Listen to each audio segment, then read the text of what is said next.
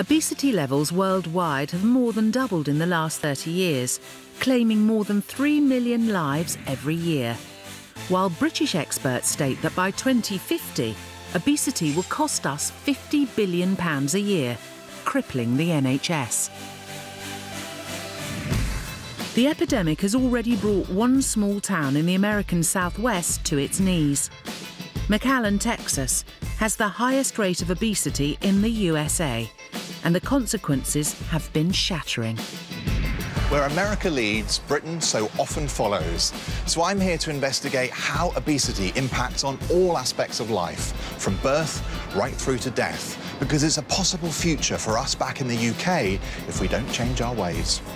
We're getting younger individuals who are more morbidly obese, dying unexpectedly. We have to inform the family that we have measured from elbow to elbow on the body and it will not fit in a normal casket. And your other leg, there's not much left of that one, is there? No, they cut out all the toes. He's taking the lessons of McAllen back to the feeding clinic for some of the most extreme diet swaps ever. Even the smell of it is kind of making me feel a bit queasy, to be honest. I can't believe I've only got a kiwi. Come on, really? The consequences of that, in this person, it was death. We'll be getting an insider's view into the world of eating disorders through the eyes of recovering anorexic and journalist Emma Wolfe. And it's not that I don't like food, I love food, but I got addicted to starvation. Emma will meet sufferers and practitioners reporting on a world she knows all too well. I took about 1,000 laxatives between Christmas Eve and New Year's Eve. As she unearths the latest groundbreaking research. If you scan the brains of people with anorexia nervosa, you find this abnormality. Welcome back to Supersize vs Superskinny.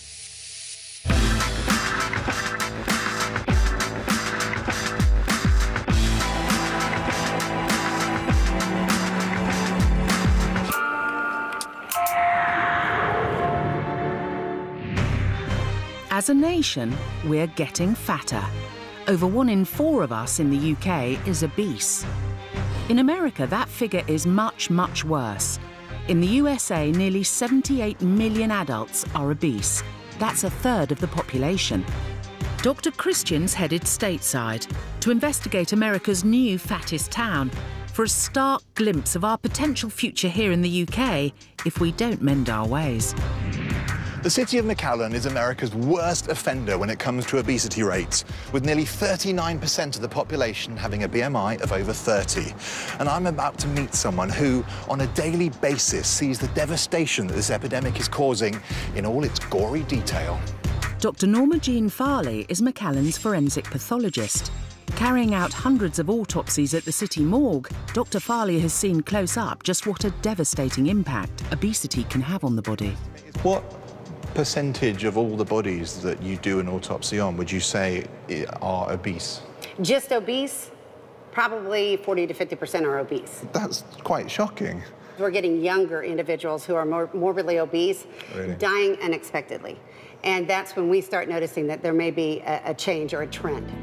Obesity is now such a problem in McAllen, Dr. Farley is having to move premises. McAllen residents have now got so fat, they're having to supersize their morgue. It will need bigger fridges, wider doorways, and autopsy tables that can cope with the weight of McAllen's deceased. It's called a bariatric table, but it's really just a table that will accommodate someone who is larger. It's about 42 inches across, where our normal autopsy table is somewhere between 31 to 32 inches across. And what's the problem with trying to do an autopsy of a very large person on this table? Just because, I suppose, bits fall over the side, do they? They'll hang over the sides even before we open the individual. In fact, with a table like that, I'd have to use 2 tables, tying them together to keep them on the table. Oh, really? Which is no good at all, is it? No. And this table is actually getting more popular in the United States, not just in Texas, but in other places. I think what we're seeing is now, with our population, maybe the norm is really overweight to obese. Dr. Farley wants to show Dr. Christian how fat became a major killer in this town. This person's internal organs have been squashed by their body fat. You can see these are lungs right here, the right lung and the left lung. You can see that all these organs that would be in your chest are actually being smushed They're being pushed up into a small little cavity because of all this fat. It's incredible that the lungs are completely squashed. There's no capacity to those. So this person would have found any sort of movement, breathing in general, very, very hard work. Morbid obesity resulted in this male's red weeping rash, caused by folds of fat irritating the skin. Now that's the sort of thing you usually see in a baby, isn't it? Yes, it is. So this is some kind of an infection. Usually fungal infections do this. You can see how painful that would be, can't you? It'd be very painful, and it was actually weeping. This next patient died in his 30s. Complications due to obesity caused a build-up of fluid in his legs. It's called lymphedema. And sometimes, you know, I've seen it and it oozes. It just sort of weeps constantly all the time. And all of these people were here because they died of complications of obesity, or what? That's correct. It was. I can't think of a more graphic representation of the devastation that obesity causes in the body. And more shocking still is the fact that the bodies in Dr. Farley's morgue are getting younger and younger. People who, with treatment or with lifestyle changes, could still be alive. Back in the UK, Dr. Christian wants to make sure that our eating habits aren't sending us to an early grave.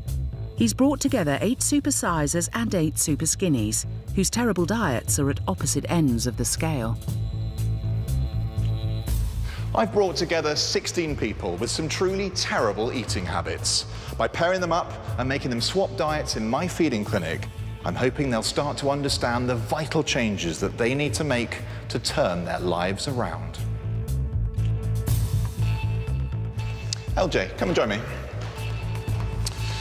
So, LJ, I'm going to pair you up with Katie. Hey.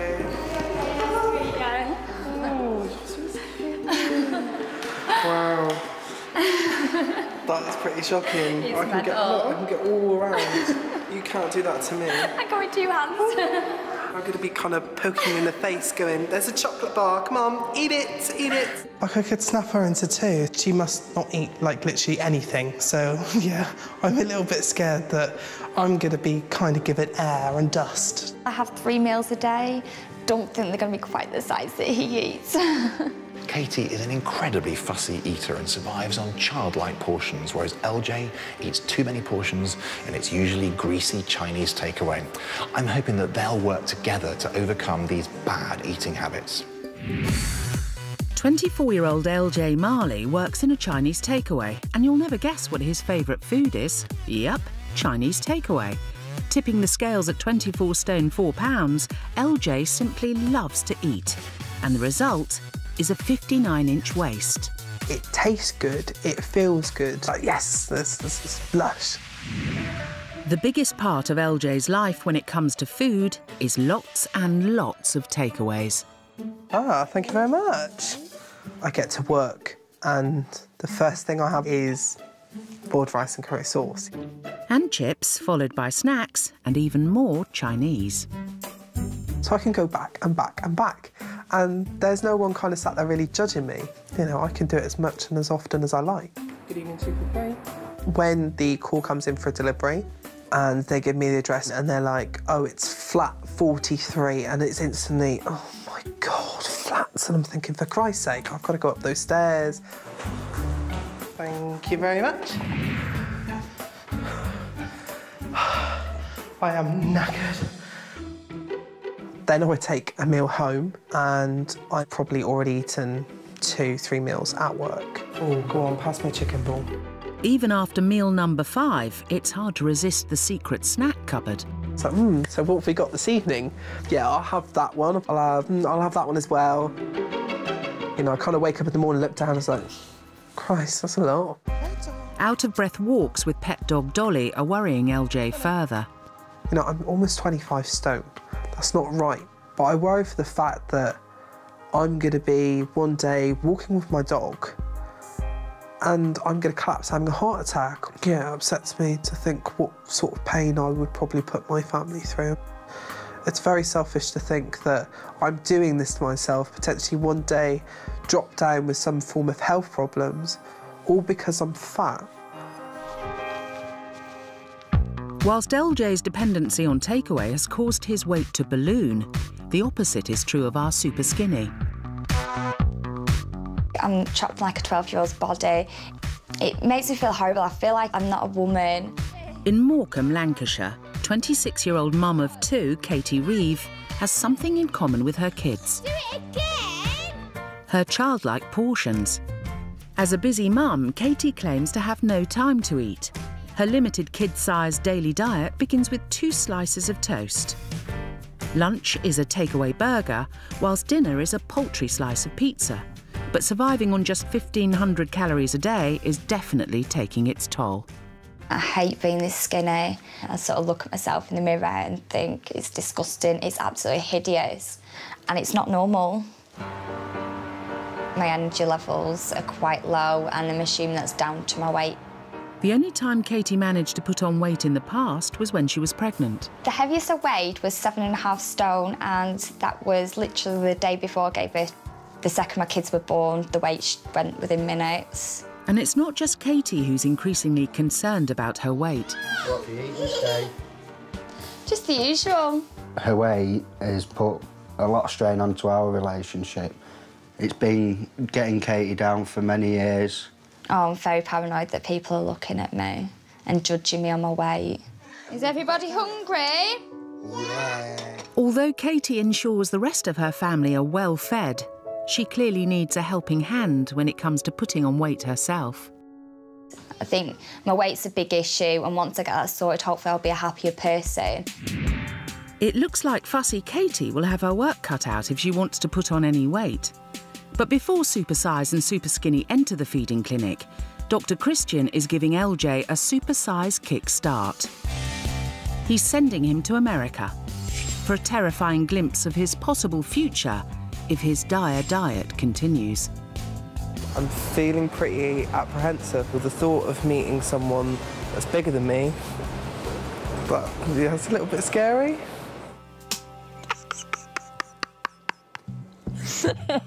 Oh, get that fly. Awaiting LJ's arrival in a trailer park in Oklahoma is 57-year-old Becky Wiseman, who weighs in at a jaw-dropping 40 stone 4 pounds. Becky's extreme weight means she's now a prisoner in her own trailer. I pretty much bedridden. I can move my legs around like this. I'm trapped.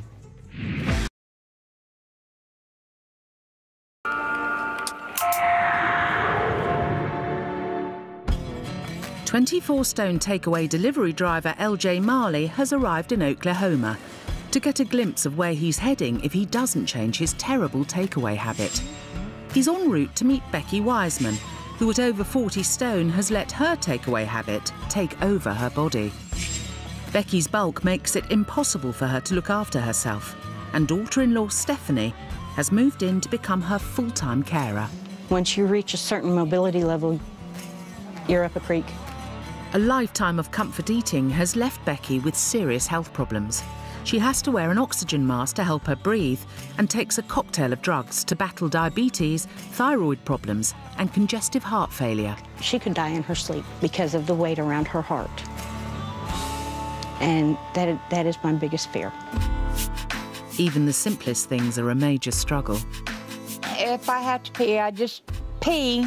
But if I have to potty, I call Stephanie in and say, it's time to wipe. It's killing her spirit more than it's killing her body. And I guess that's something I'm afraid of too, is that she'll get tired of fighting and just give up. But does LJ realise exactly what's in store if he carries on with his extreme diet? I'm hoping this person is going to give me that little extra bit of determination to really do something about myself. Hey. Hi, how are you? I'm good, thank you. Really warm. Supposed to be on oxygen all the time because it's hard to breathe because of this hot air and stuff, because of my weight and stuff. How do you find that? It's hard. It's really hard, you know, so that's why I'm trying to lose weight. It's easy putting it on, but you have a hard time getting it off, you know. I certainly didn't expect to meet someone quite as big as Becky.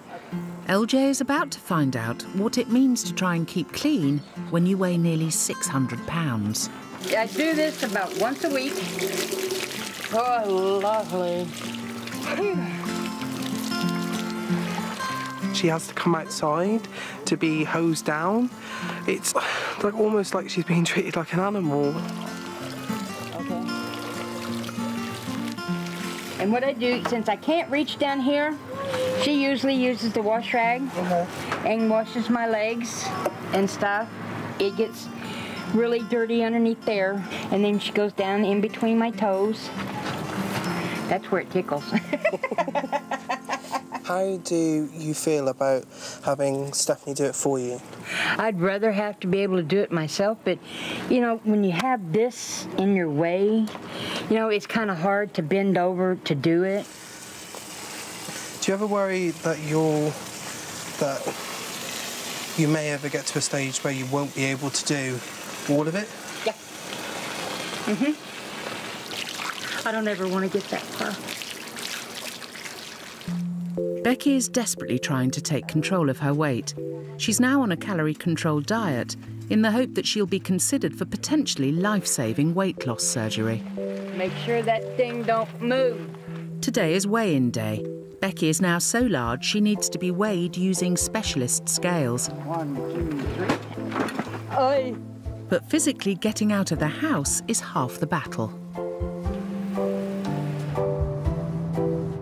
Also in Oklahoma is Dr. Christian. He wants to check that the shock treatment he's prescribed for LJ is having an effect. LJ has a number of parallels with Becky.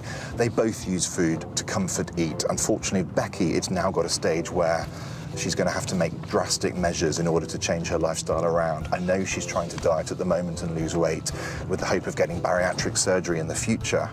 As Becky and LJ arrive at the nursing centre, LJ's unaware he has a surprise visitor.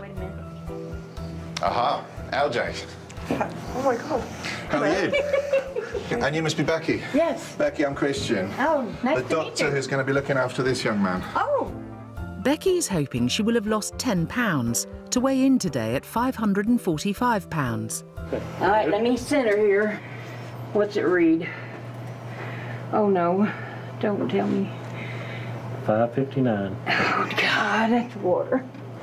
Don't worry. What were you hoping for? Tell me.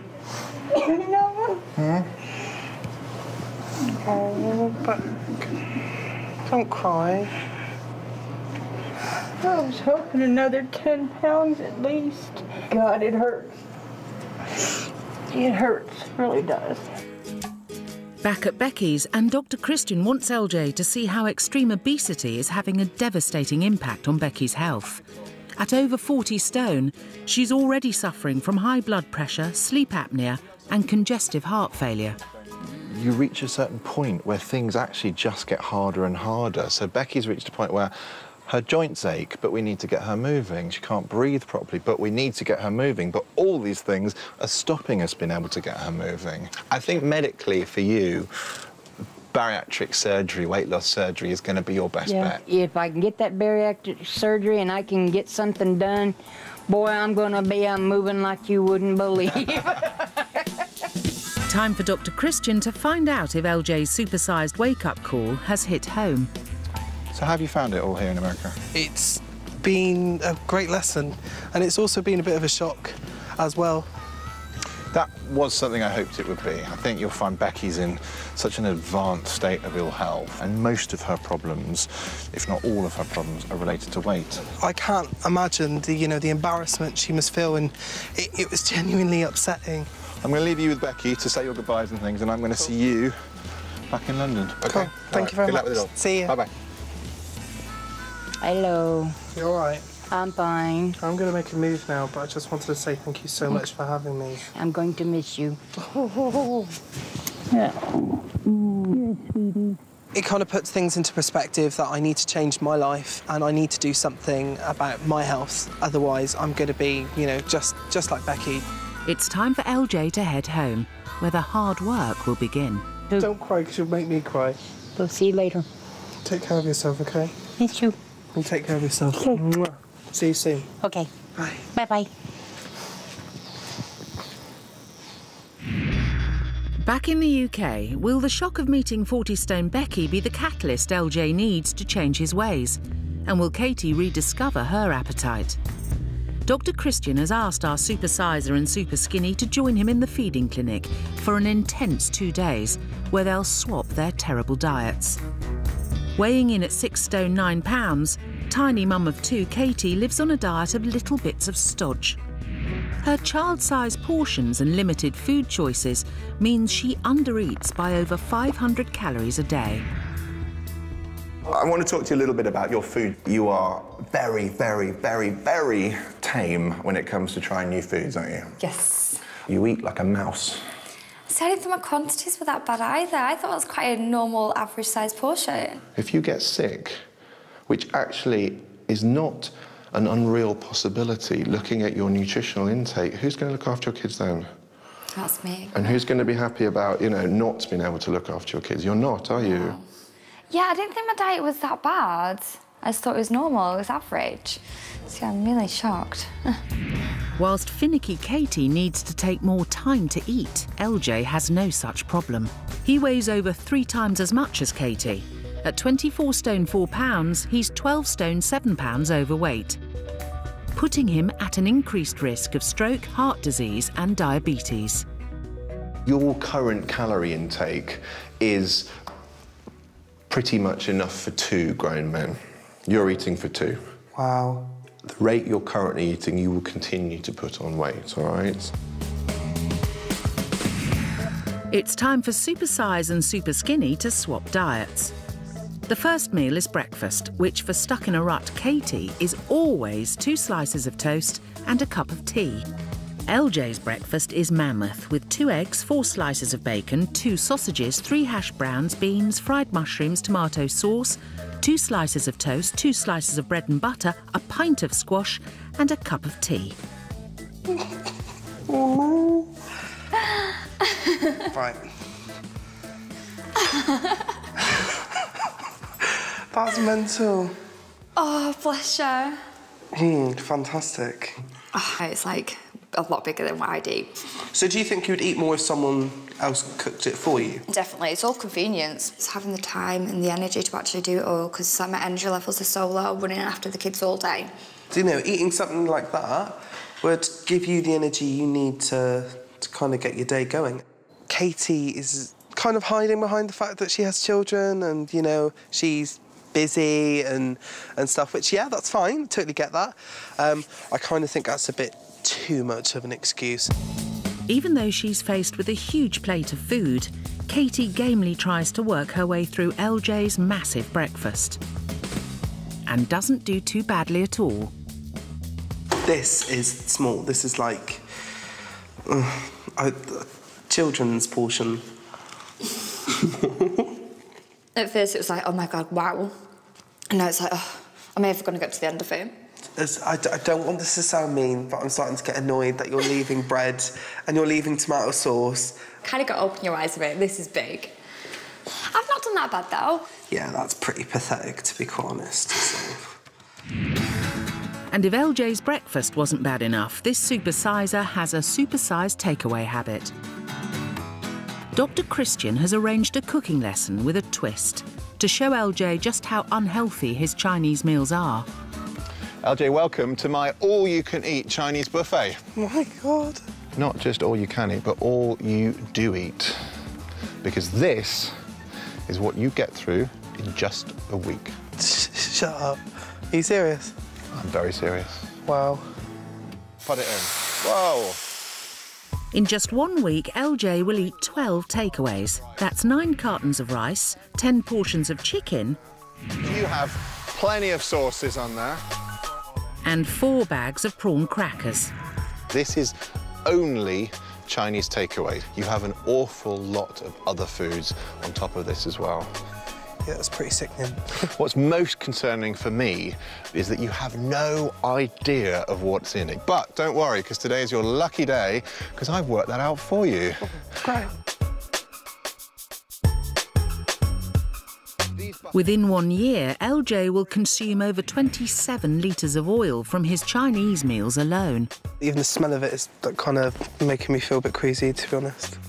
His takeaway addiction means he eats over 5.7 kilograms of salt a year, nearly 2.5 times the recommended amount. I have loads of salt on my normal food at home anyway, and yeah, I should stop it altogether, clearly. Dr. Christian wants to show LJ the damage too much salt can cause.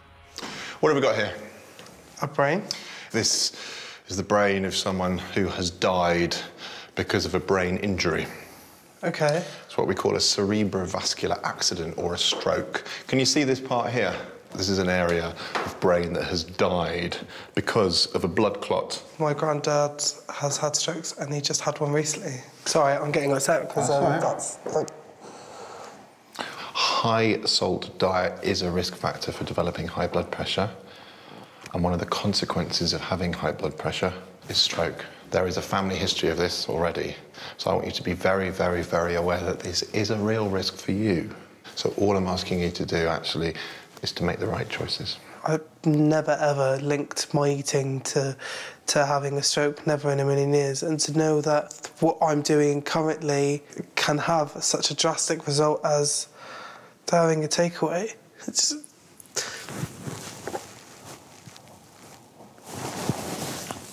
Yeah, it's upsetting.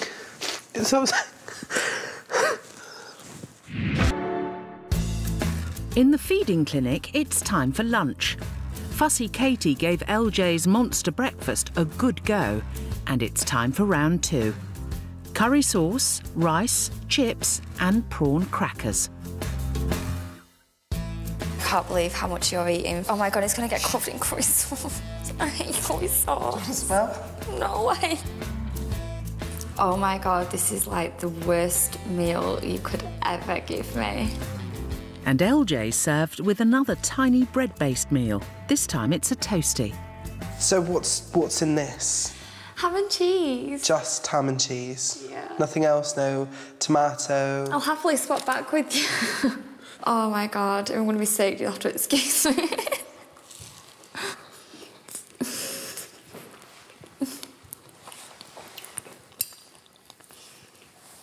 That's gross. Try not to... I'd say try not to think about the taste, but obviously it's in your gob, so you've got no choice really, have you? Not really. That's disgusting. Weighing in at 6 stone 12 pounds, busy mum Katie needs to take time out to look after herself, but she's not finding it easy.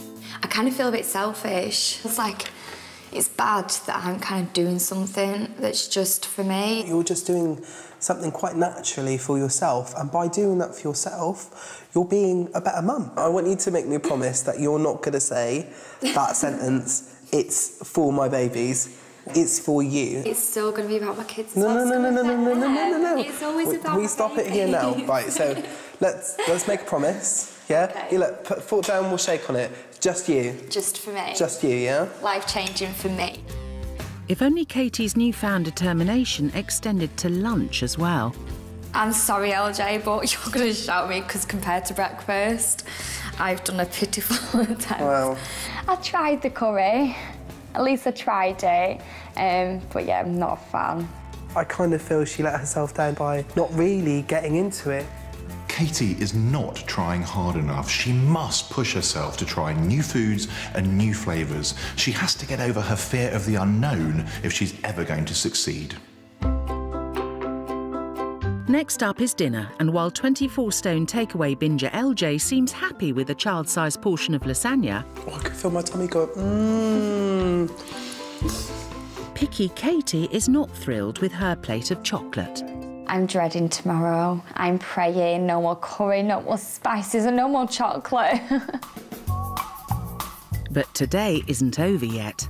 LJ eats takeaway whenever he likes, sometimes through the night, so Katie is left to eat yet another takeaway feast of chicken balls, chilli chicken, egg fried rice and a pint of cola.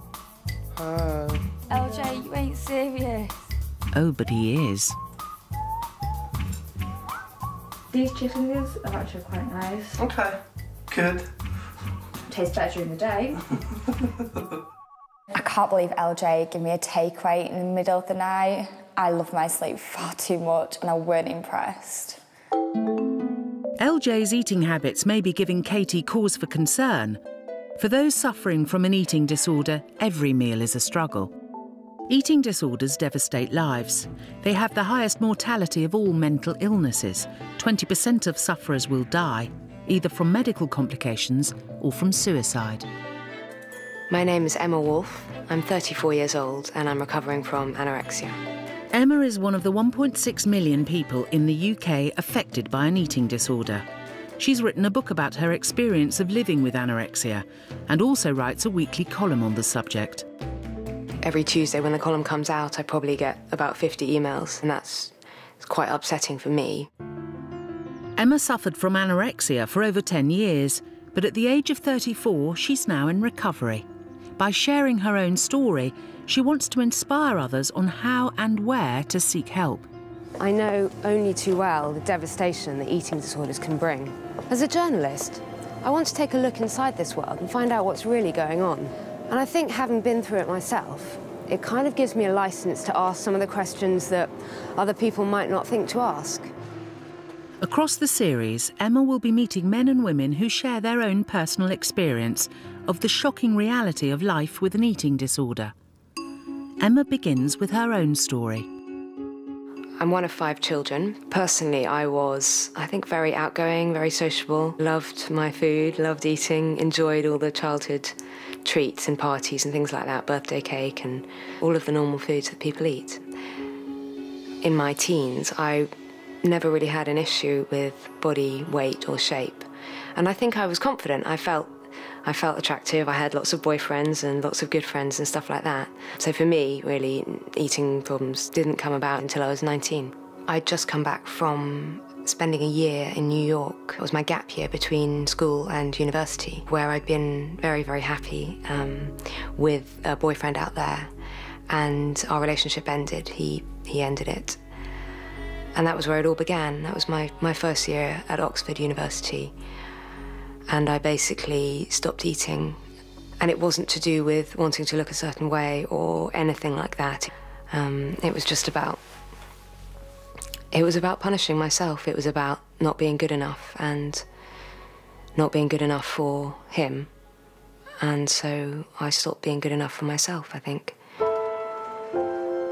Through her university life, Emma starved herself, sometimes surviving off only an apple a day. Oxford brings everything back in a quite intense way, because when I arrived here I was 9.5 stone, and when I left I was 5.5 stone.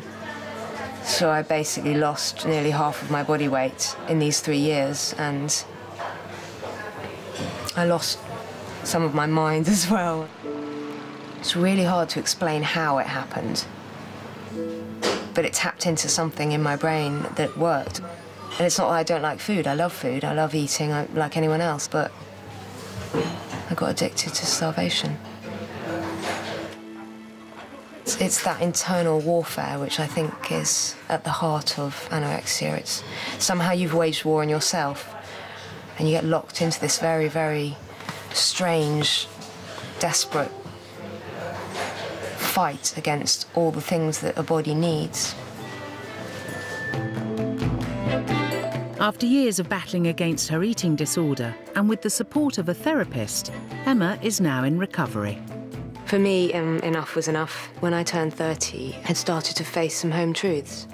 I was wrecking every relationship I had by keeping on with anorexia. And so, meeting the right man, wanting to have a family, it was a turning point. And what I've learned is that I'm the only one that can do it for me. I've got all the support in the world, but I needed to start eating. Nowadays, about a year into recovery, it's not a daily battle anymore. If my boyfriend's cooking me a lovely meal, I don't skip lunch because he's cooking me a special meal. I look forward to it, and I've put on almost a stone, and that is the sign of recovery. Across the series, Emma will meet other people who've lived with eating disorders, from young men. I took about 1,000 laxatives between Christmas Eve and New Year's Eve. I mean, I was already taking about 80 a day. A day? To a sufferer who became ill while pregnant.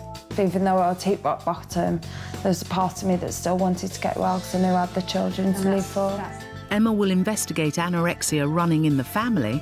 think what triggered my eating disorder was the issues with my mum that my mum was having with her health and her eating disorder. And at the latest research in the UK, which could revolutionise future treatments. If you scan the brains of people with anorexia nervosa, you find this abnormality. And visit Holland to see how new approaches such as online therapy can help sufferers. If you had a binge eating moment, you could log on 24 hours a day if you wanted. Emma will be sharing their stories of survival, recovery and hope for the future. For more information and advice, visit your GP or go to the Channel 4 website, channel4.com/supersize.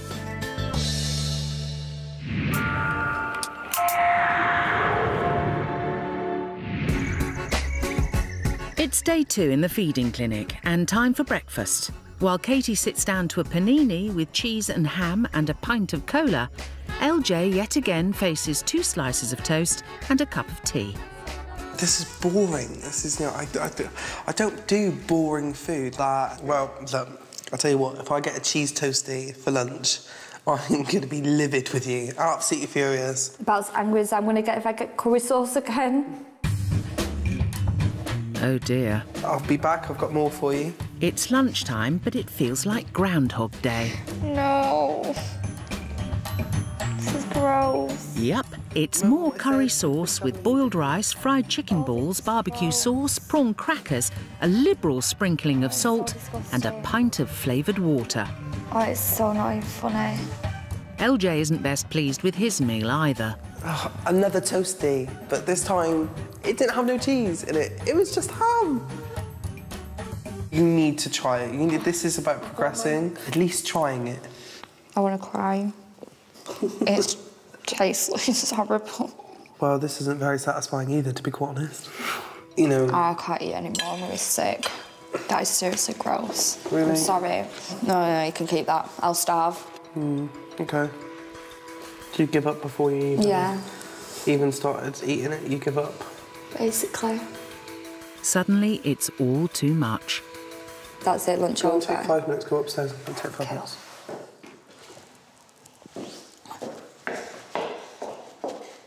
That's not even trying. That's not even trying. Not even trying. I'm really annoyed. Annoyed with myself, I don't know, just annoyed with the whole way it all went. Just kind of annoyed with, maybe I shouldn't have handled it quite as stroppy as I did. I think we need a cuddle and a hug and chill out a bit with each other. Hello. Hey, honey. I'm sorry. Alright. You're fine, honestly.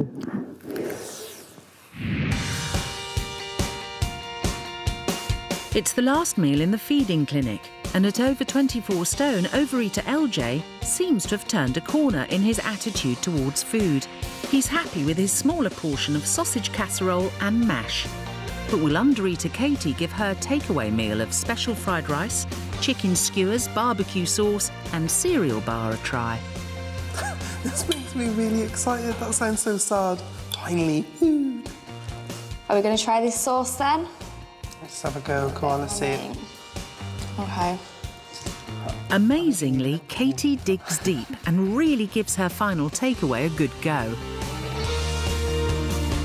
It's not great, but it's not spicy, which is a bonus. I wouldn't have normally tried the spicy bit, but no, I've had a go and I've tried them. And LJ has surprised himself too. This is it. This last food bar. Do you know what? I actually feel relatively full. I'm pleased I've got to this stage. So, you know, I'm pleased I'm feeling fuller and I actually feel better about myself, so... That's good. Right, I think I've eaten everything that's not spicy.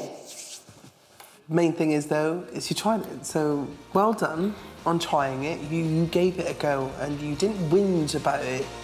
So LJ is feeling full and Katie has tried everything put in front of her. Not bad for a child-sized portion picker. That's to our diet swap in the house. Absolutely. It's time for our duo to check out of the feeding clinic, but before they go, Dr. Christian wants to give them their eating plans. So gang, we've come to the end of the diet swap and it is now time to send you off on your ways. LJ, I have your personalised diet plan there and one for you, Katie. And a final bit of advice for you really would be that small changes add up over time to make a big difference. Don't try too much too quickly because that's when you start to stumble and fall, all right? It is easier than you think and I wish you the best of luck. Thank you. You know, I kind of feel like I've accomplished something. I've broken a habit. Takeaways is going to be the thing of the past as of today. Big, big, big no-no from now on. And I'm really looking forward to kind of starting a new future. Looking forward to getting home. It's good to now finally feel like I can be me, not me as just mum, basically. So yeah, kind of looking forward to going back, trying all the new foods and getting a happier, healthier me. LJ! Oh, good luck. No more takeaways, and I can't wait to see how your progress is. You know, break the bad habits and be yourself, you know, do this for yourself. This is the most important thing, yeah? Good luck. Definitely, good luck. LJ and Katie will be back in 2 months' time to show Dr. Christian how they've got on without him. It's been nearly 2 months since takeaway addict LJ and fussy mum Katie left the feeding clinic. And it's time to see if they've managed to heed Dr. Christian's advice. I'm quite nervous about getting on the scales today, to be honest, but really hoping I'm going to get the results that I'm looking for. I've worked really hard changing my diet, really, really hoping the scales are going to actually prove that. Still dreading the weigh-in though. So what are the changes that you've managed to make? The biggest one is all the variety in the foods. I've added a lot more variety, a lot more colour. I've added snacks in between every meal, and my meals have got bigger as well. I've done really, really well. That's good. I'm proud of myself. When did you last have a cheese and ham toastie? I still eat them occasionally. I can't get rid of it completely, no. One of the things I was concerned about in the feeding clinic was always putting your girls first at the expense of you, particularly when it comes to your diet. Do you think you've managed to do that? My girls will still always come first, but yeah, I do put myself a little bit more first. Good. Just not as maybe much as I should do. But do you know what? This is early days, but the changes that you've told me about are really significant. So tell me, how have things been? Well, it's, you know, you'll be really pleased to hear that I've not actually touched a single Chinese takeaway since I've left the house. Just seeing what goes into it completely put me off. It's not worth it. It's just simply not worth it. So you haven't had one? Not a single one. Now, I think one of the problems was that you were working as a Chinese takeaway delivery driver. Mm-hmm. Does that mean you've changed your job? I still do deliveries, but I don't do takeaway deliveries anymore. I do delivery for parcels throughout the day, so I'm keeping quite active and I'm getting more chance to eat normally and having proper meals when I get home. So do you feel different in yourself? I feel like I can walk upstairs now without getting terribly out of breath. Good. Clothes are a little bit baggier and I feel genuinely a lot healthier. Excellent. Time for LJ and Katie to be reunited. Hey. Oh God, how amazing do you look? Good. How are you? It's been a while, hasn't it? Oh my God. You look stunning. Cute. Absolutely stunning. How healthy do you look? My breath has been taken away. Look at you as well. What do you reckon? Yeah, I can see it in your face. Vision of beauty. It's unreal. Hello. Hi. How are you both? Okay. Pleased to see each other? Yeah. Well, Katie, let's start with you. Put some on. I think a little bit. You think a little bit? Do you think she looks different? Absolutely. You can see it in her face and on her arms as well. He's absolutely right. Because you have put on 6 pounds in weight. You're nearly, you're 1 pound away from half a stone. That's amazing. Well, LJ, it's your turn now. And let me tell you, there's a very good reason why your T-shirts are a little bit more baggy. Because you have lost 1 stone, 3 pounds. Oh my God, in 2 months. That is really good. No way. Really good. That's amazing. 3 inches have come off your tummy. That's amazing. No way. You're joking. Was giving up those takeaways worth it? Absolutely. Well done, both of you. Thank you. Come here. You're so well done. I'm really, really happy.